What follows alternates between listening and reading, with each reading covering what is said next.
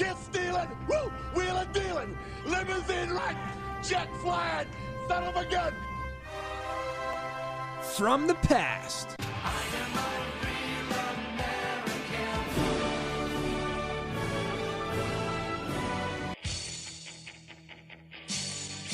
To the present.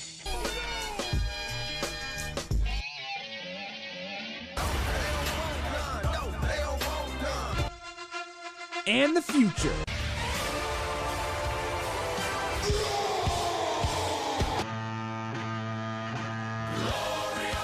I send you to deletion! You are listening to Penn State's only WWE talk show, Marking Out with Jason Marcus, Ryan Simpson, and Matt Freiler.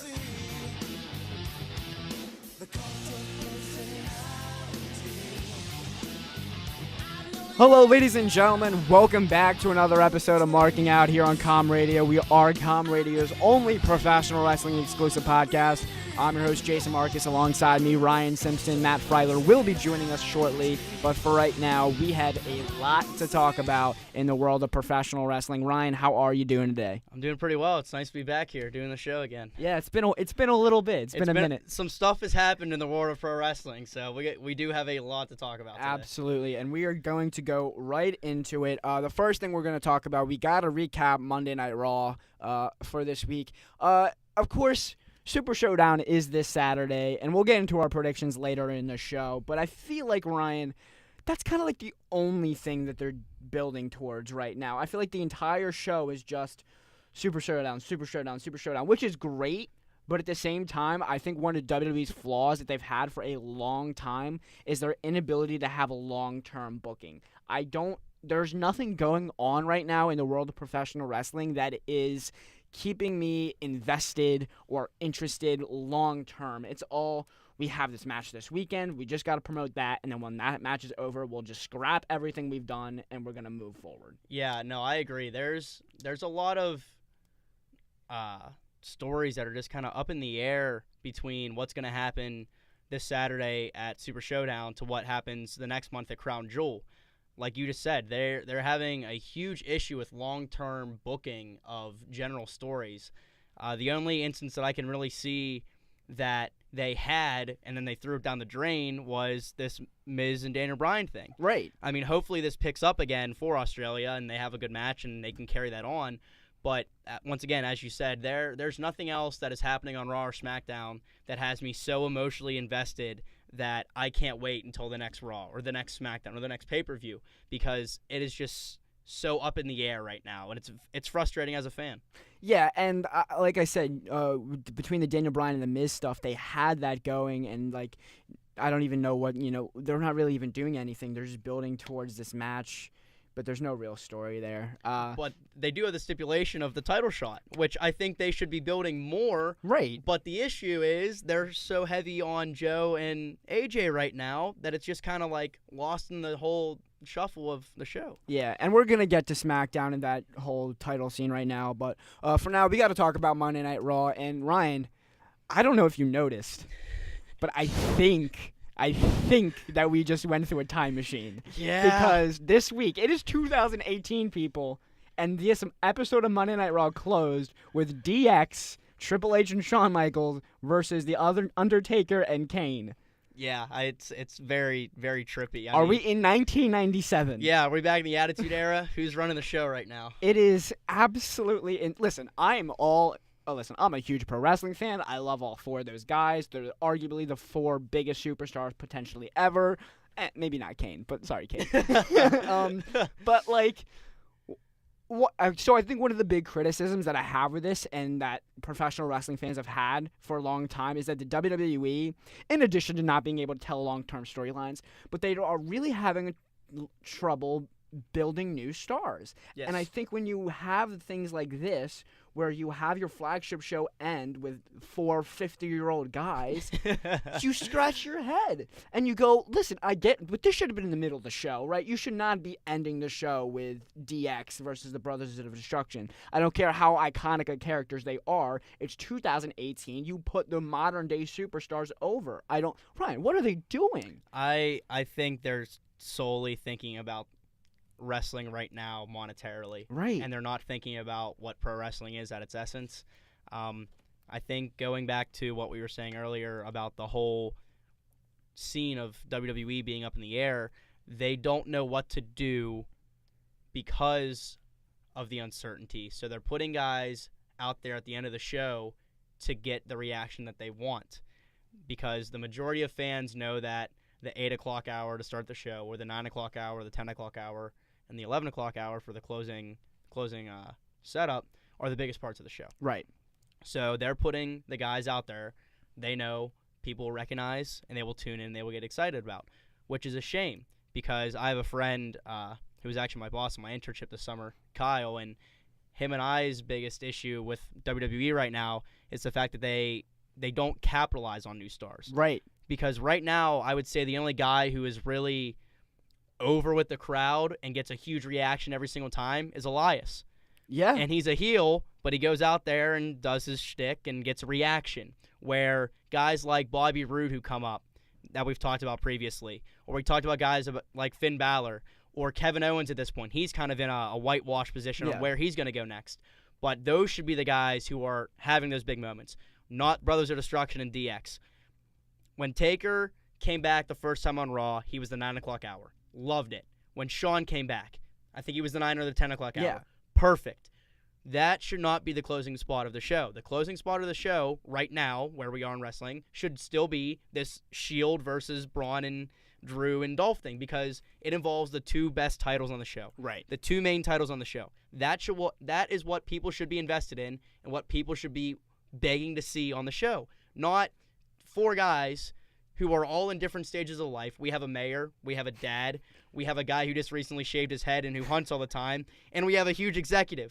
These are not four pro wrestlers day in and day out. So, please, WWE, just get away from the old talent. I know that's what people want to see. I know that's what is making you guys money, but you are running yourself into a hole if you're going to continue this trend. I could not agree with you more. I don't think I could have said it better. Just to give some quick context, this Saturday is the Australian Super Showdown show, and they are advertising that is the last time ever between The Undertaker and Triple H. Of course, they said that 6 years ago. And I would also like to point out, I know Matt pointed it out on the show a couple weeks ago. I was not here. But I did say that The Undertaker would be back. Yes. I would like to gloat myself up and grow my head a little bit while I can, because, I was just... Please, everybody clap for Ryan. Yeah, I need snaps for myself there. I knew that was going to happen. Yeah, but either way, Undertaker versus Triple H this Saturday. Shawn Michaels will be in Triple H's corner, and Kane will be in The Undertaker's corner. But, yeah, I don't think that should have closed the show. We'll talk about the WWE title picture here, because I agree with you that should be the Universal title picture. That should be the one that closes the show. Right now, we have this big program between The Shield versus Braun Strowman and Dolph Ziggler and Drew McIntyre, which, for my money, is the oddest faction I've seen in years on WWE television. What are they? And they're teasing this whole Dean turn. Do you think they're gonna pull the trigger? Honestly, I don't know, because they did the same thing with Sasha Banks and Bayley, and that went absolutely nowhere. And I'd like to think that they're smarter with this main event picture, that they're gonna it's going to be more dramatic than just Sasha Banks and Bayley. But they also teased it, if you remember back when it was New Day and the Wyatts, they also teased that Bray was in Xavier's head, right, and he was going to turn. That's kind of how I'm seeing this as well, because out of the three, I'm sorry to say this, but Dean is the weakest link. 100%. That's how Xavier was or is in the New Day. It's Kofi, it's Big E, and then it's Xavier. It is Seth, it is Roman, and then it is Dean. Dean is the weakest link. So I understand why they're framing it this way, because it would not make logical sense to have Seth turn again or have Roman turn. As much as everybody would love to see Roman turn, they're not going to do that.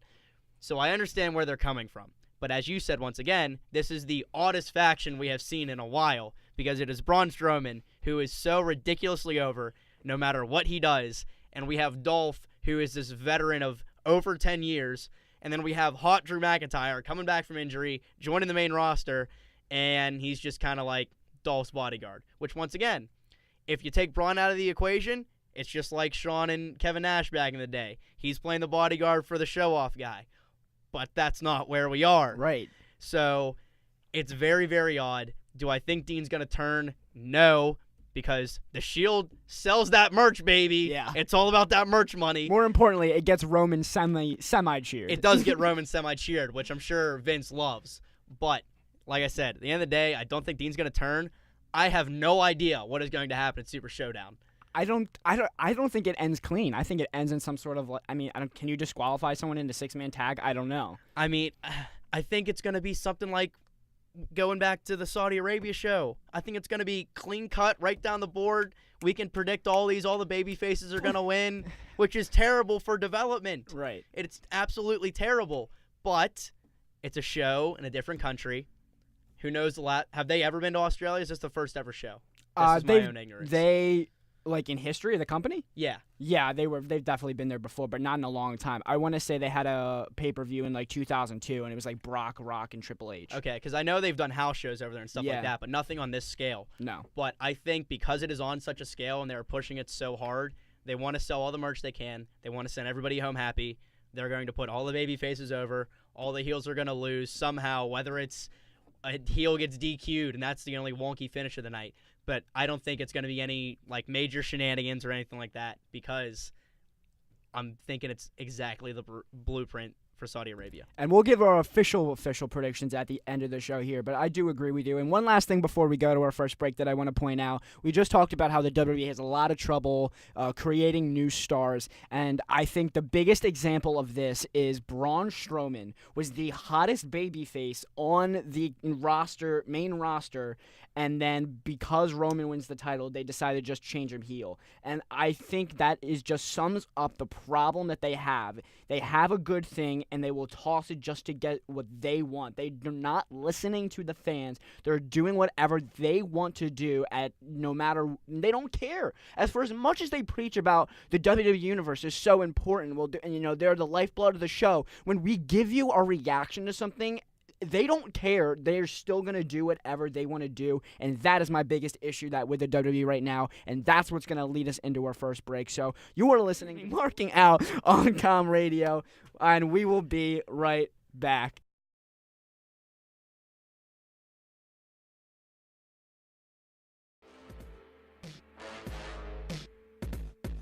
Now, back to Com Radio's only WWE talk show, Marking Out with Jason Marcus and Matt Freiler. Hello, ladies and gentlemen. Welcome back to Marking Out on Com Radio. We are Penn State's only professional wrestling exclusive podcast. I'm Jason Marcus. Joined by my side is Ryan Simpson, and we are on the way to Super Showdown in Australia this Saturday. A lot going on, but at the same time, not a lot going on. It is a very interesting time in professional wrestling right now. But one of the biggest stories, mainstream-wise anyway, has been the rise of Ronda Rousey. Of course, Ronda Rousey, arguably the greatest female fighter of all time, a staple of the UFC, one of the reasons that it has become such a major global brand. Now transitions into the world of professional wrestling, and she has excelled beyond my expectations and a lot of other people's expectations because I knew you were going to say something. Yep. And so now Ronda Rousey is the current Raw Women's Champion after defeating Alexa Bliss at SummerSlam, and we are now going into a match at Super Showdown where I believe it is Ronda Rousey and the Bella Twins. It is Ronda Rousey and the Bella Twins versus Ruby Riott and the Riott Squad. And just a 6-man tag match. I have a prediction, but I would like to hear your thoughts on the match because I have some prior knowledge that came up. So. Yeah, I mean, I also read the dirt sheet, so I kind of know where this is going. Yes. But as far as what happened on Monday Night Raw this week, we saw, I believe it was Ronda Rousey versus Ruby Riott. Yes. Yes. She wins by submission, Ronda Rousey, that is, wins clean here. And to me, I think that's the right booking decision to have Ronda win clean and decisively, but as far as building to Super Showdown, what incentive does anybody have to watch this match? Like, what does anyone tuning in to watch the Riott Squad? No. The only reason people are tuning in my opinion, is just to see Ronda. It's to see if Nikki and Brie botched something else. Because if you did not catch Raw the previous week, Brie Bella was doing her husband's yes kicks, Daniel Bryan's yes kicks, and Liv Morgan leaned a little bit too far in, and Brie was not paying attention in the moment and decided to kick Liv Morgan directly in the face and gave her a concussion. Nice. She knocked her out for a couple seconds during the match, and then she was attended to in the locker room afterwards. But that's the only reason I'm going to try to pay attention to the match. I mean, and once again, if you don't know when Super Showdown is airing in the U.S., on the East Coast, it'll be starting at 5 in the morning, and it ends at 11 o'clock in the morning. So my plan is to hopefully not get it spoiled on Twitter or anything like that, and I'm going to watch it directly after it ends. But that's the only reason I'm watching it. I just want to see if the Bellas screw up because they're going to be rusty. Yeah. I mean, we saw Brie try to do some suicide dives through the ropes, and she just missed miserably. Yeah. Like, she could have hurt herself very, very poor, like, very, very much. Yeah, And she could it have gave was- herself a concussion. She could have broke her neck. Yeah. But, I don't know. I think it'd be funny. I think the only thing I'm looking for in this match that would make me happy is if there's a spot in the match where Liv Morgan kicks Brie Bella in the head. I think that would make me happy. Yes. But other than that, I don't care about this match. Yeah. I don't think anyone And does. as we both kind of alluded, there was some previous dirt sheets when this Evolution pay-per-view was brought up, the all-women's pay-per-view that's quickly approaching us as well. And the ad was for Nikki Bella versus Ronda Rousey for the title. And kind of at the time, Nikki was not back. Brie was not in the picture either. So it was kind of up in the air if that was going to play out in the way that Ronda was winning the belt from Alexa and their storyline. But here we are in October, and we see that there's a six-man tag match. And if you watch wrestling enough, you know that something screwy is going to happen. The Bella Twins will probably beat up on Ronda. They won't join the Riot Squad or have their hand raised by them, but they'll beat Ronda up. They'll let her lay there. They'll feed her to the Riot Squad.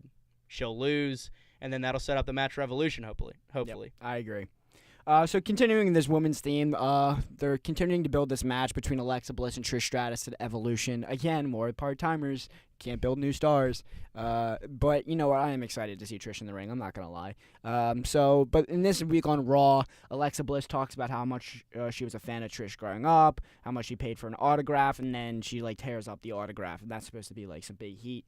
A lot of heat on Heat. Alexa. Yeah. But I don't. What are your thoughts on this match, Ryan?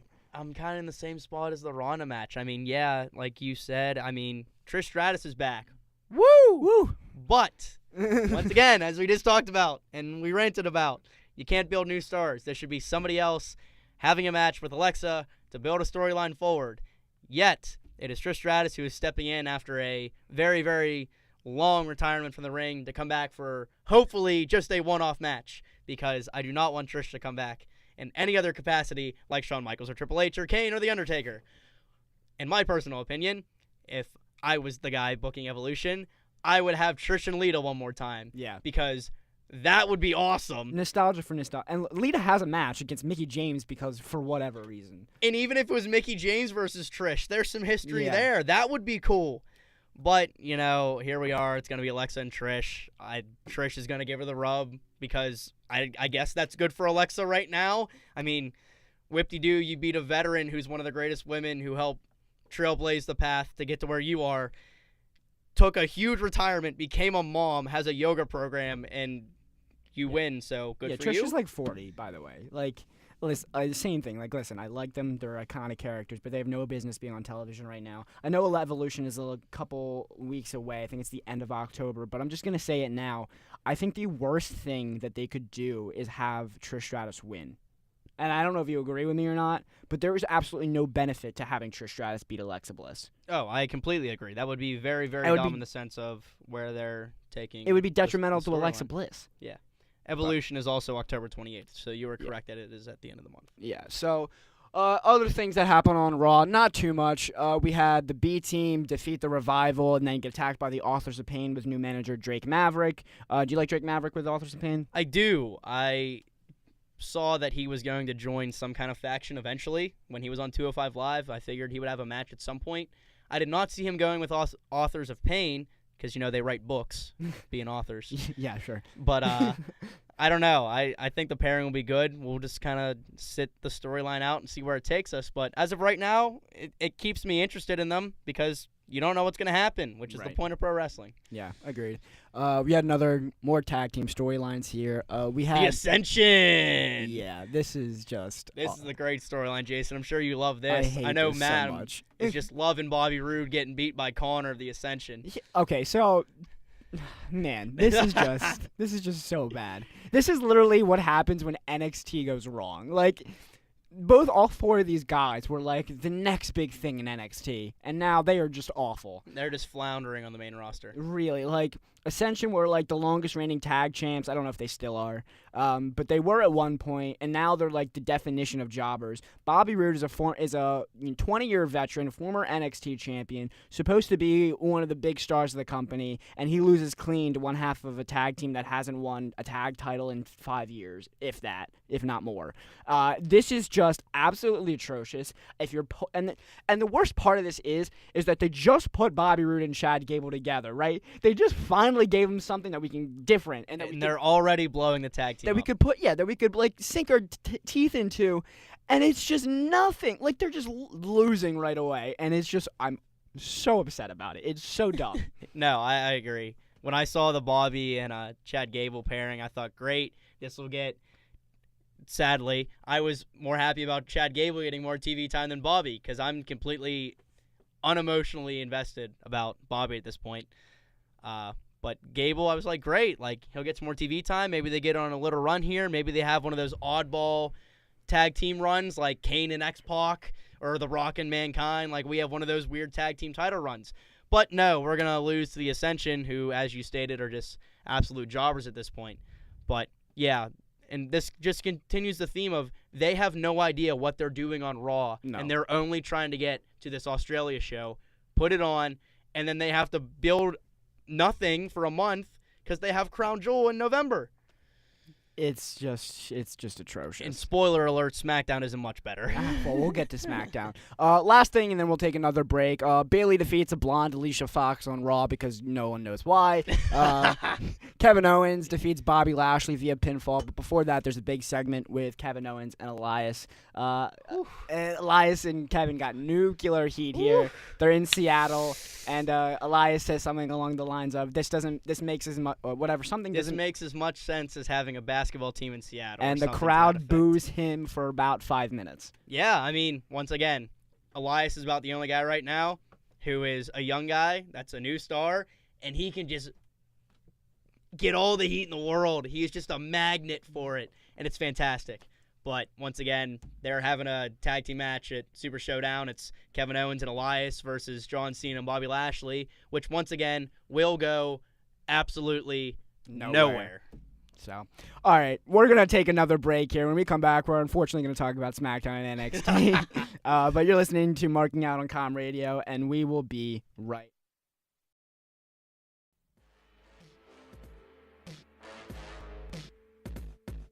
Now back to Com Radio's only WWE talk show, Marking Out with Jason Marcus and Matt Freiler.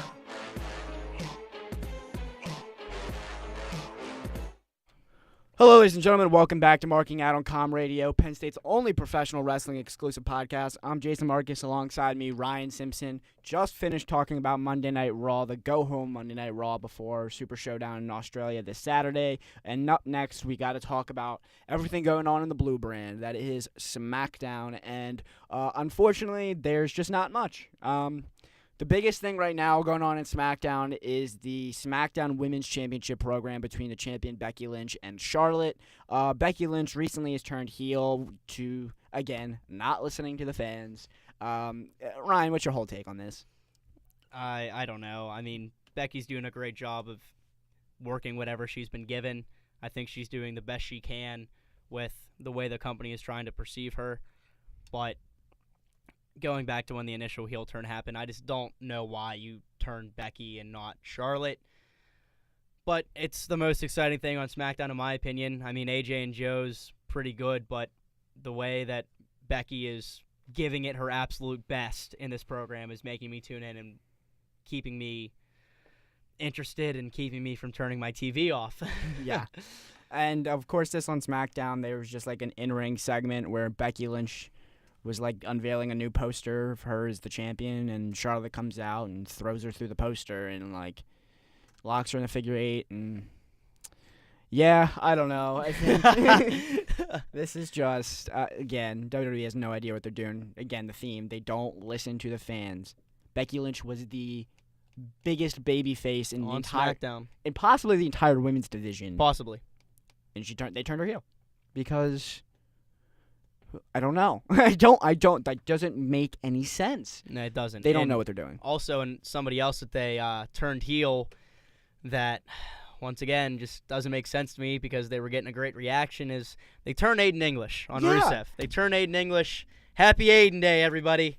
But last night on SmackDown, we had an interesting segment where Lana apparently made a trip to Aiden's hotel room and said that she wanted to be with Aiden. Once again, I am just completely dumbfounded by this move because it is another angle that we have seen so many times. It doesn't make any sense because if you're really into wrestling, you know that Rusev and Lana are married in real life, and this is all for the story, and it's going to go absolutely nowhere. What's worse, Lana and Aiden English or Lana and Dolph Ziggler? Oh, that's a tough one. That angle was hot. Yeah, That angle was just smoky hot. You mean like the 2 weeks that it was on television? Yeah, before? yeah, and then it just died off and went away. And then we had the Lana Rock segment when Rock came back. I mean, Vince is just... They have no idea. They're just really They're just making spinning their Lana wheels have a hard hoping time. something sticks. Yeah, it's a shame. But once again, they turn Aiden English on Rusev. Don't know where we're going to go there because I would hope at the end of the day that Rusev's going to win and, like, protect the honor of his wife. But Rusev's supposed to be a heel. I don't know. Everything is so gray right now. It is just so hard to It's hard watch. to keep invested, yeah. Yeah, it's very hard I'm to not watch gonna keep lie. invested. I mean, even looking forward after Crown Jewel, like, where's this going to take us to Survivor Series? They don't There's know. only one rumored match, which we can talk about later, but they have no clue what they are doing. They don't. And then moving on to the next thing on SmackDown is AJ and Joe, Yeah. because that's probably the only other really interesting thing that is happening.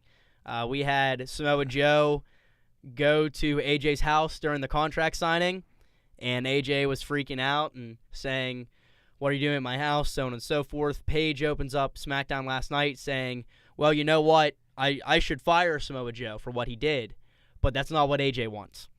And then we cut to AJ on the Jumbotron, and AJ saying that he's not going to leave his house until Joe is on his way to Australia.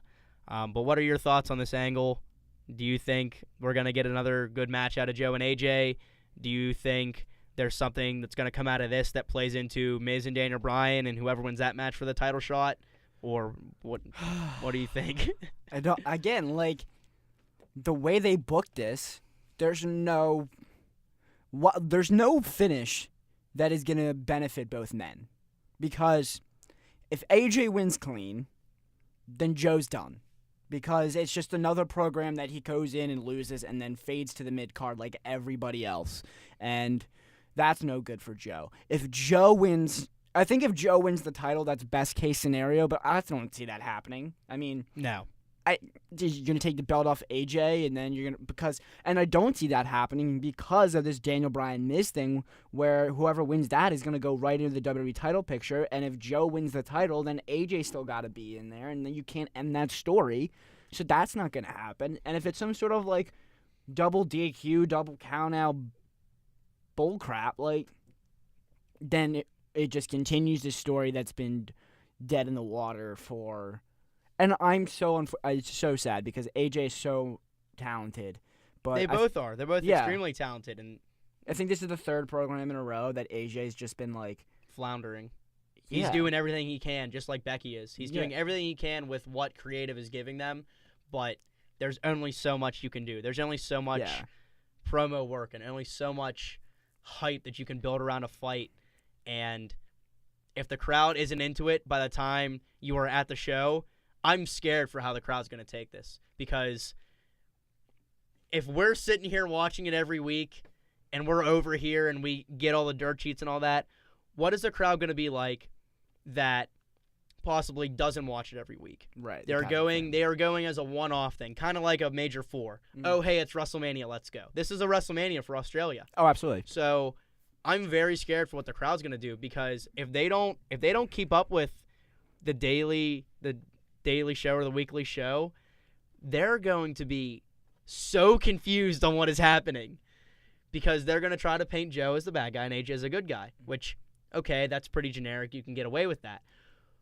But if there are any Smarky fans over there, who knows what is going to happen when the show goes on. Yeah, I mean, it's the same thing that happened with, like, AJ versus Jinder, AJ versus Shinsuke. It's just, I don't even know. I don't have any words. He has had a very rough time recently with that belt. Wow. I don't know, but the last thing I'll say about this is I'll give them points for being different, because they are doing this, like, whole, like, I think they did a home invasion angle again, which is different in the sense that it's nobody else on the current product is doing it, but as far as a originality, it's been done a handful of times throughout the company's history. It's done many, many, many times. So it's just like, it's like putting lipstick on a pig and being like, oh, look, it's different. Like, no, it's not. It's just two different people. Like, still a pig. Still a pig. But anyway. Next on SmackDown. Oh, God. R-Truth and Carmella versus Andrade, Cien Almas, and Zelina Vega. All right.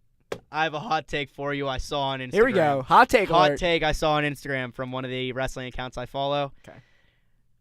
R-Truth is severely underrated. Okay. NWA champion when he was in TNA. Yeah. Wrestled in TNA as Ron Killings. Yep. Came over in WWE. Yep. And has somehow managed to stick around for almost 25 years in pro wrestling. Yeah. He looks fantastic. He always gets a reaction. Yeah. Because, he goes out and says, I want a title shot, and I'm going to climb the ladder in the Royal Rumble. And people laugh. Do I think he's extremely underrated? No. But I do think sometimes we take him for granted. I agree. Because he has just always been such a laughable character. And even he's doing it now. He's going out there doing Truth TV, making fun of The Miz. And he has Carmella, and they're doing the shtick for Mixed Match Challenge. But I guess R-Truth has been around for a while. I do have to give him his due for being around. I mean, he was K-Quick before he was R-Truth, and that was like 1997. He's as old as Taker and Shawn that we're talking about. Yeah, but hey, good for him. Somehow he's managed to stay relevant for this long. Yeah. Hopefully it's not just Vince going out there and saying, hey, go make them laugh. Like, hopefully they do have something for him eventually. I could see him being one of those guys that, like, squeaks into the Hall of Fame someday. Oh, I mean, I think he's more deserving than Snoop Dogg, and Snoop Dogg's in the Hall of Fame. Yeah, Celebrity Wing is a little different. I mean, I think R-Truth is more legendary or worthy of it than, like, The Good Father. I mean, hey, don't disrespect the Godfather, okay? Hey, I mean, I like the Good Father, Godfather, or whatever alias you want to call him, but I don't know. But yeah, so we have Big Charles Wright guy. Yeah, they have Mixed Match Challenge, and Truth and Carmella are out there dancing in the ring against Uso and. Can we talk about how quickly Carmella has just faded away after having that title for like a little bit? Like, again, no long-term booking. No. They win Money in the Bank. She wins the title. She's doing great. Loses the title, and she's never heard from again. She beat Asuka. Yeah. Asuka. What is this? It's and Asuka's not. I mean, she's with Naomi. Like, okay, great. Anyway, I don't know. It's so just dumb. so. I like Andrade Cien Almas though, and I think he deserves more than what he's getting. Good job, Cien. Yeah. Cien. And I didn't like him in NXT, so that should tell you something. New Day cooks. Yeah, did you see who came out with the New Day? No. It was Mrs. Foley's baby boy's baby boy. Nick? No, it was Dewey. Why? He came out and had some pancakes with the New Day, as they were saying that the bar doesn't like pancakes. Once again, typical and people New are like, Day why stuff. do you watch wrestling? Because there's pancakes? Yeah, we have typical New Day stuff. They're in the ring talking about pancakes, and we have Mick Foley's son out there who actually works for WWE, just out there doing some silly stuff because they're the New Day and they sell merch. Yeah, they do. And then we move on to, I think, arguably a low-flying storyline. Okay. Hopefully, this is my one glimmer of hope for SmackDown right now. We had Ty Dillinger and Randy Orton get into it. Okay. And Randy's starting to get back into this, like, demented character that he had against Jeff Hardy. We saw that Hell in a Cell match where he shoved a screwdriver in the guy's ear. Yeah. That's interesting enough for me to want to tune in just to see when Randy Orton's on TV.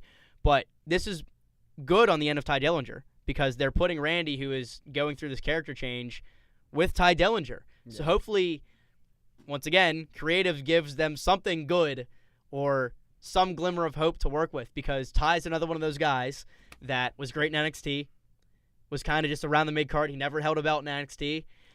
Got a huge pop when he came out in the Rumble 2 years. Gets to the main roster, gets good reactions for about 2 months, and now he's just floating around again. So my only hope is that Randy and Ty have something good here.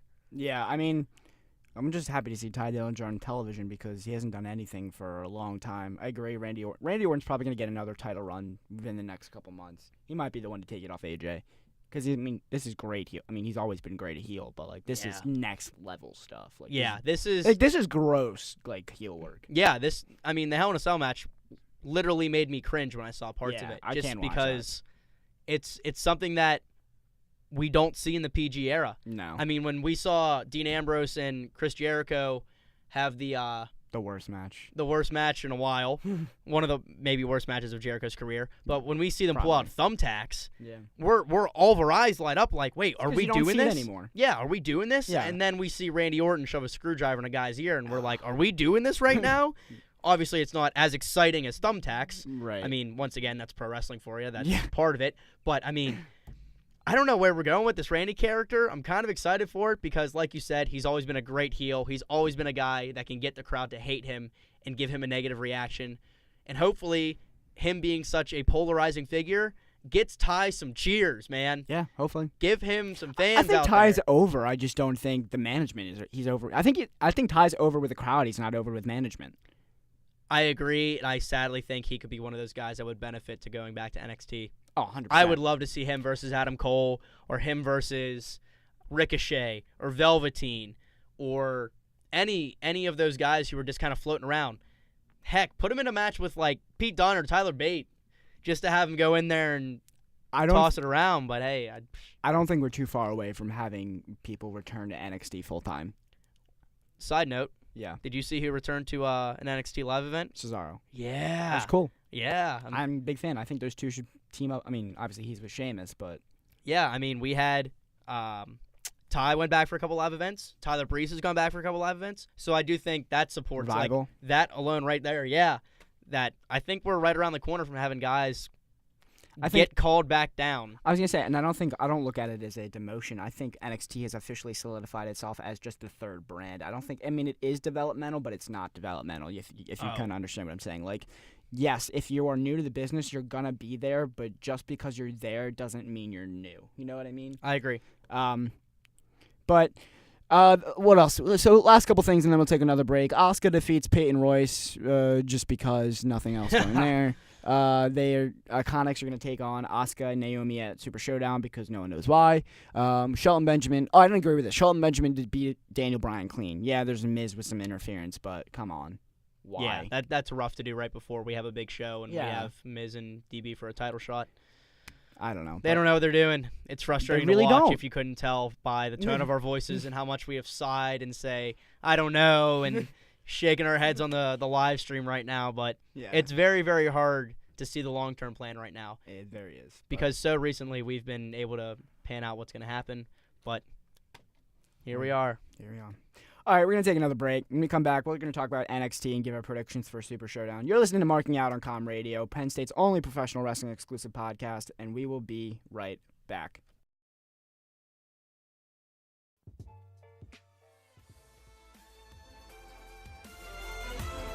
Now, back to Com Radio's only WWE talk show, Marking Out with Jason Marcus and Matt Freiler.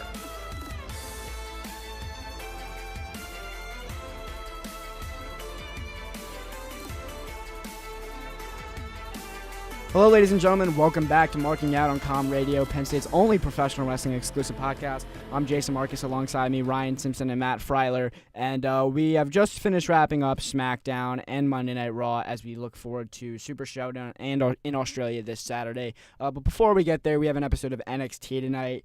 Not too much going on in NXT right now. They are starting to build into the next takeover. But for tonight on NXT, in case you're wondering, the main event is between EC3 EC3 and Lars Sullivan. So a big matchup between two big guys. EC3, I always thought his heel work was the best thing about him, but he's being treated as a big baby face here in NXT. Ryan, do you have an opinion on EC3? Honestly, I'm kind of neutral about EC3. I didn't really watch when he was the headlining guy in TNA. I just couldn't really see the draw in him. I mean, that's kind of why he got released from NXT the first time around and had to go to TNA.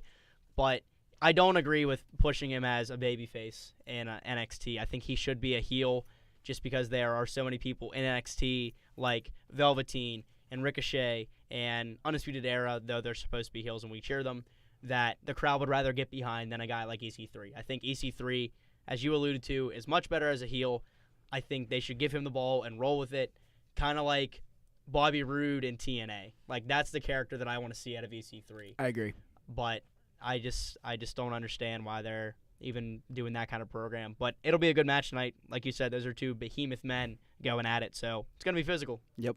Also on the show, we got Johnny Gargano versus 205 Live's Tony Nese. Candice LeRae, Johnny Gargano's wife, versus Lacey Evans, which good stuff. And then the Forgotten Sons in 6-man action against 3 jobbers. So not really that great of a show tonight for NXT. I guess if you're a big EC3 or Lars Sullivan fan, it might be worth watching in.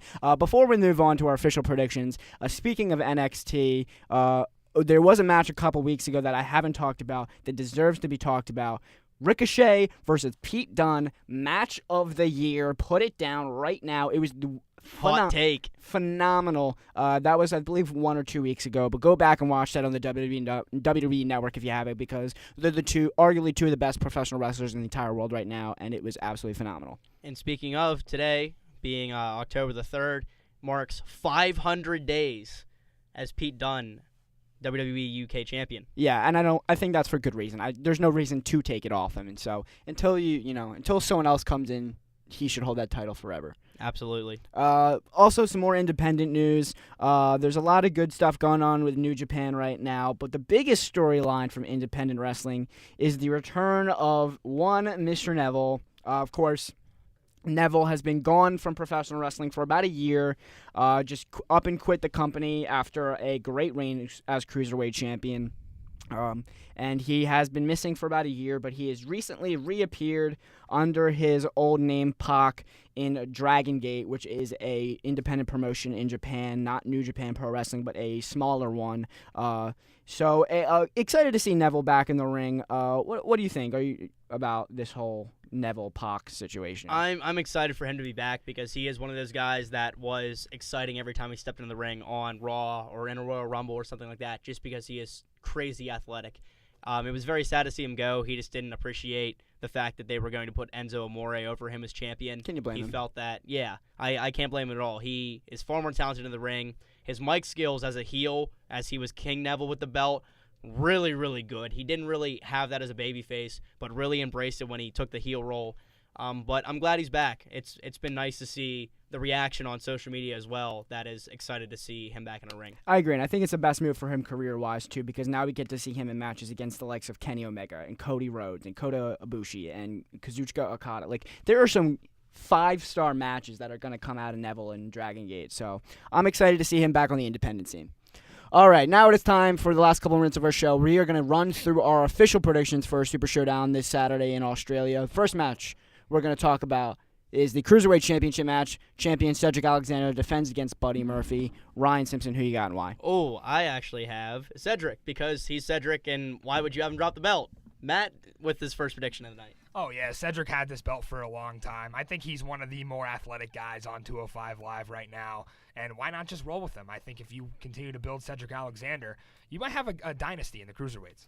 I'm going to go different reaction here. I'm going Buddy Murphy to win the Cruiserweight title. 2 reasons. One, I think Buddy Murphy is a superstar. I think he's got one of the best physiques in the entire company. He's doing great character work. I think he's massive. Also, he's from Australia. This is going to be, I think he's actually going to be treated as a babyface here. I think he's going to come away with a big win here, continue that program, give something for 205 Live to continue to watch for. But you know what happens when people wrestle in their hometown. I know, but I think this is an exception. Hey, okay.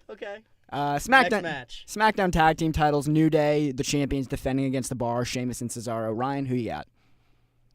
New Day? Yeah. I don't know. The Bar doesn't like pancakes, so have New Day win. I don't know. know. That's the reasoning we got in pro wrestling. Yeah, at this here we point. go. Well, Simpson, one of the things you were saying, I think last semester, was that we could see a New Day breakup coming pretty soon here, possibly. I'm going to go with the Bar here. Interesting. Matt's take the Bar. Ryan's taking New Day. I'm the deciding vote here. I'm going New Day. They're going to retain the titles. You just put it on them. There's no reason you take them off. I think if anyone's going to break up, though, I think it's going to be the Bar. I think Sheamus should retire. I'm sorry, but he's been hurt way too much. Yeah. And he's had a great career. I don't think there's anything left for him to do. I would love to see Cesaro turn on Sheamus go away, and have Cassius Ohno replace him, and have Cesaro and Ohno on as a tag team on SmackDown. Wow. Kings of Wrestling, dude, they got a huge pop when they just went on NXT, and Ohno's not doing anything on NXT right now, so I would like to see it. that would be my fantasy booking. Asuka and Naomi versus the Iconics. This is a big facepalm. Jason, who do you have? It doesn't matter. No one's gonna watch this. No one is watching this. I don't know. I'll take the Iconics. I don't know. Matt, who you got? Take the girls down under. The Iconics. Yeah, I mean, they are from Australia as well, so that somewhat will factor into it. I think this is the one where they lose in their hometown. I'm taking Asuka because Asuka desperately needs it. Watch Asuka get pinned. Oh my God. If Asuka gets pinned, she should just request her release. Oh God, another tag team match that no one cares about. John Cena and Bobby Lashley versus Kevin Owens and Elias. Simpson, who you got? Cena and Bobby Lashley, because John Cena's involved and he can't lose. Yeah. Matt? WWE stands for why, where, whatever you want to put for E. I don't understand this at all, but I'll take Kevin Owens and Elias because they're cool. I don't know. I could see this one going either way, but I tend to agree more with Ryan on this one. I think if Cena's involved, he's not going to lose. So Cena and Lashley are going to pick up the win here. Kevin Owens is going to eat the fall. That's my prediction. Okay, a match finally with some sort of stakes and substance. The Miz versus Daniel Bryan for the #1 contendership for the WWE title. This is a good one. They're probably the most anticipated match on the card. Yeah, I mean, it's something that is kind of been building a little bit. There's kind of a point to it. There's kind of a point. It might be the only match that has a point other than the title picture. Yeah. I would really, really, really love to see Daniel Bryan win this match. But in all honesty, I think it's going to be Miz, because I think management still is worried about Daniel's health, and they don't want to give him the belt if he can't hold it. So I'm going to go with the Miz here, but this is the one match that I absolutely hope I'm wrong with. I hope Daniel Bryan wins, but I think it's going to be Miz. Matt, what's your take? Yeah, I'm going to have to go Daniel Bryan as well, just because if you look at going forward, I think the dream match that everyone wants is that Daniel Bryan-AJ Styles match down the road, and I think you're going to see that because isn't it the winner gets the WWE title shot? Yeah, it's a #1 contenders match. So I think you're going to see Daniel Bryan here. I'm going to go with The Miz. I'm going to agree with Ryan on this one. I think Miz is going to win this, go into a program with AJ. I think Miz is going to take the title off AJ. Daniel Bryan's going to win the Royal Rumble, and this is going to continue to be the only example of long-term booking that the WWE has done in like 15 years. Would love it. So that's my prediction. WWE Championship match. AJ Styles defends the title against Samoa Joe. This could go so many different ways, but Ryan, which way is it going? I'll take AJ by DQ. Okay. I think right. Joe's going to just snap on AJ and just have AJ win by DQ and retain. Matt? Yeah, I'd have to agree here. We've had a slew of kind of unconventional finishes in this one. It's kind of been a weird storyline all the way through.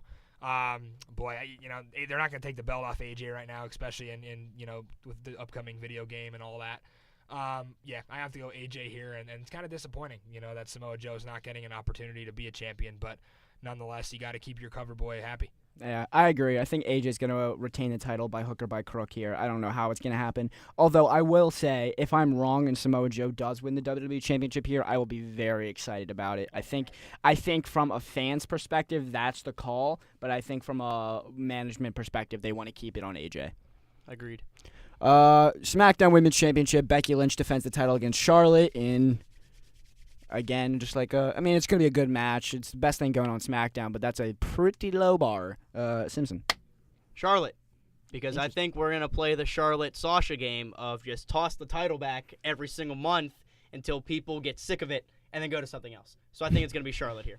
Matt? Yeah, I actually agree. I think I'm going to go Charlotte as well. WWE didn't really want to give the title to Becky Lynch. They were kind of forced to because the fans were just getting so sick and tired of seeing her lose, and she wanted that triumphant moment. But no, let's be honest. She's not part of the WWE's long-term plans at the top of the women's division right now in this moment. Building up to the next WrestleMania, that's going to involve Charlotte Flair and Ronda Rousey, and it starts right now. I agree. 3 for 3. Charlotte Flair is going to win the title in Australia. Woo! Heard it here first. Speaking of Ronda Rousey, it is a 6-woman tag team match between Ronda Rousey and the Bella Twins versus the Riot Squad in what might just be the most uninteresting match on the card, which is saying something. Simpson, who you got? Ronda and Bellas, because the Bellas are back. All right. But, as I said earlier, I would not be surprised if the Bellas turn here on Ronda and feed her to the Riot Squad to set up the match at Evolution. But I don't know. I think it's 50-50. Matt? I think they'll start to plant the seed of what Simpson just mentioned. Match prediction, yeah, Ronda and the Bellas. But I think they do plant the first seed of the turn. I don't think it's a complete turn yet because I think they'll build that up on Raw so that they have a storyline. But, yeah, there's going to be some kind of seed planted to where the Bellas unite to kind of throw Ronda to the wolves here, and you're going to get that match at Evolution between her and Nikki.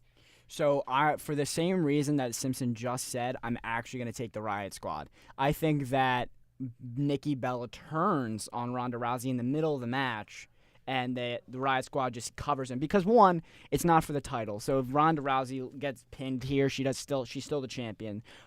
Evolution is 2-3 weeks away. And 3 weeks away, and we still don't have a Raw Women's Championship match. So I think they're going to set it up here with Rousey and Nikki Bella. So I'm officially taking the Riot Squad here.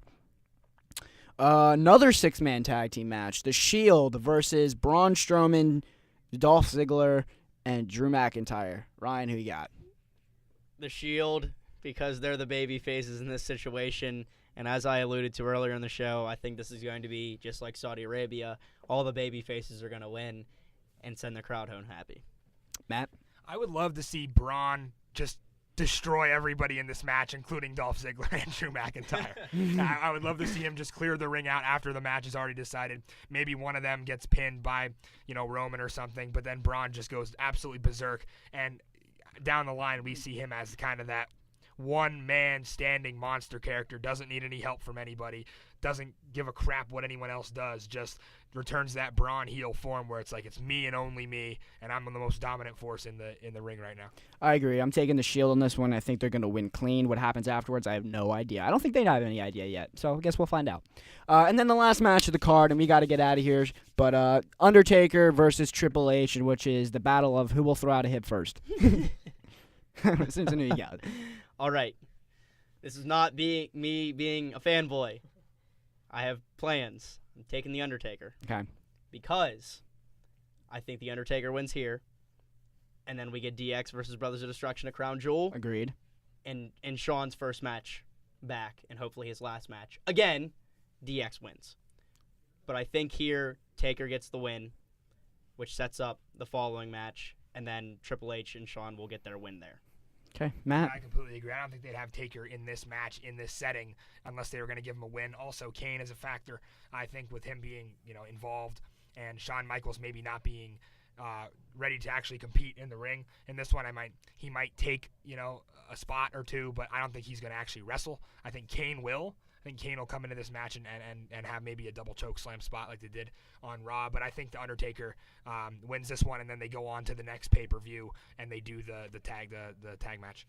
I agree with everything as far as the booking-wise, but for this one, I'm actually going to take Triple H. I think the finish of this match is Shawn Michaels gets involved, hits a super kick on The Undertaker, pedigree, 1, 2, 3. Just like the end of an era match, pretty much? Yeah, pretty much, except Undertaker's not going to win. Gotcha. But I think Triple H is going to – and Triple H is also due for a win because he's put a lot – I mean, for as much as we say Triple H doesn't put people over, when's the last time Triple H won a match? The Royal Rumble in 2016.